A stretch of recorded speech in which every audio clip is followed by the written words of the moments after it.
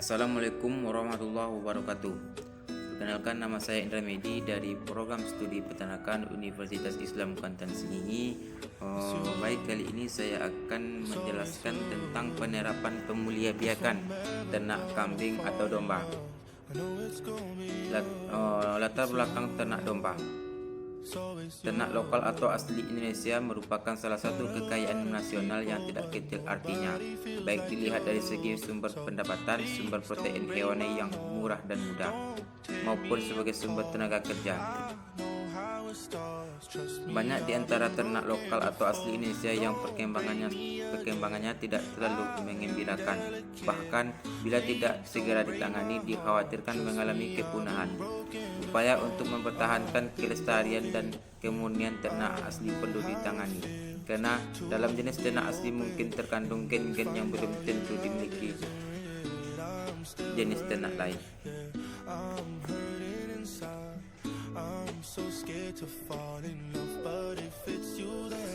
Salah satu di antara plasma nuva hewani yang perlu dipertahankan eksistensinya adalah ternak domba. Di samping sebagai penghasil daging, kulit, susu, wool dapat juga dipakai sebagai bahan penelitian atau sebagai bahan rakitan untuk menciptakan kultivar atau bangsa-bangsa unggul baru. Untuk mencapai tujuan ini diperlukan rumusan kebijaksanaan dan program yang dapat mendorong partisipasi masyarakat yang terlibat dalam pembangunan peternakan baik secara langsung maupun tidak langsung, dengan memperhatikan kendala yang dihadapi.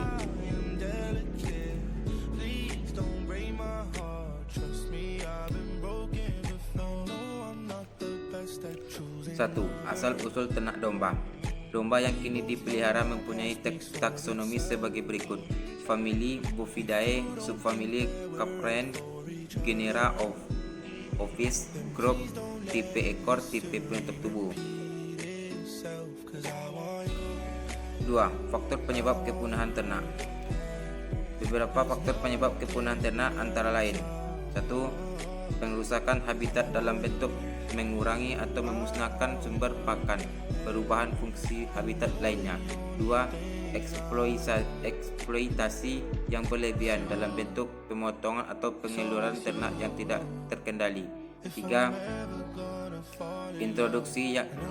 Introduksi jenis asing dalam bentuk persilangan antar bangsa yang berbeda tanpa adanya pengendalian, sehingga terjadi erosi sumber daya genetik ternak. Di samping itu, dalam pengelolaan sumber daya genetik ternak, khususnya upaya peningkatan mutu genetik melalui seleksi maupun persilangan, terdapat beberapa masalah yang dihadapi, yaitu: 1. Belum adanya program breeding yang jelas. 2. Kegiatan IB diduga telah mengakibatkan peningkatan inbreeding karena penggunaan pejantan dalam kurun waktu yang lama. 3. Perda atau kebijakan yang dijalankan di beberapa daerah sumber bibit dikhawatirkan telah mengakibatkan terjadinya seleksi negatif. 3. Kebijakan konservasi dan strategi pemulihan. A. Kebijakan perwilayahan ternak. Upaya perbaikan mutu genetik untuk peningkatan produktivitas domba dilakukan melalui program seleksi dalam bangsa. Dalam upaya mempertahankan mutu genetik di berbagai daerah sumber bibit perlu dilakukan: 1.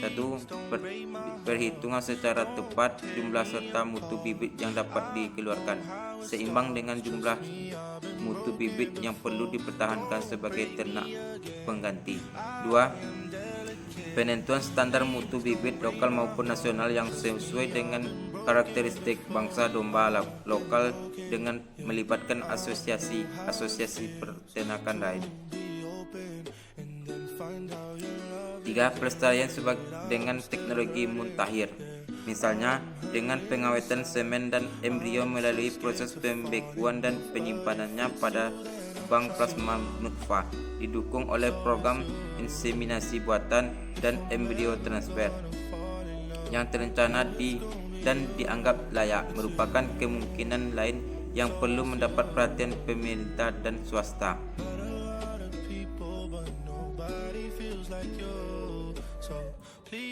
B. Pelestarian ternak dengan pola pikir. Melalui pola pikir diharapkan program seleksi dapat dijalankan dengan pengendalian pada pemilikan pejantan unggul, yaitu dengan penggunaan uji performa dan uji juriat. Untuk pemilikan induk ditekankan pada kemurnian bangsanya dan performa reproduksinya. C. Strategi pemulihan pada domba.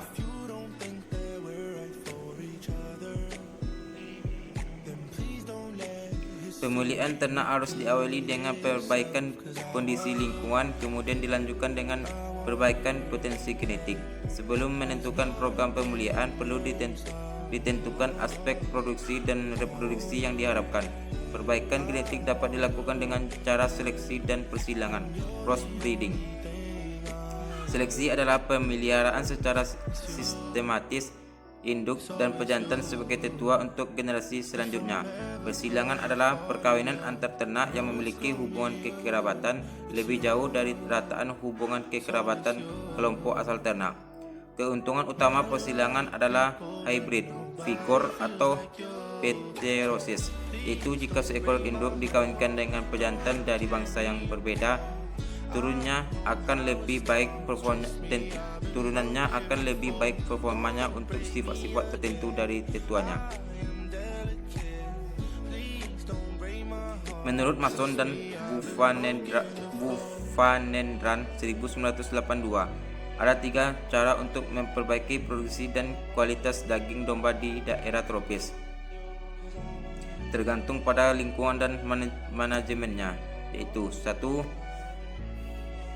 Pada daerah tropis basah panas, seleksi domba lokal tipe rambut atau menyilangkannya dengan domba tipe rambut tropis lainnya, terutama yang prolific untuk menghasilkan bangsa baru. 2. Pada daerah tropis kering, seleksi dari bangsa domba tipe wool kasar atau menyilangkan dengan tipe wool kasar lainnya dari daerah yang mempunyai iklim serupa. 3. Pada daerah tropis basah atau subtropis, grading domba lokal dengan bangsa pejantan, persilangan atau dengan bangsa baru dan komposisi genetik tersebut.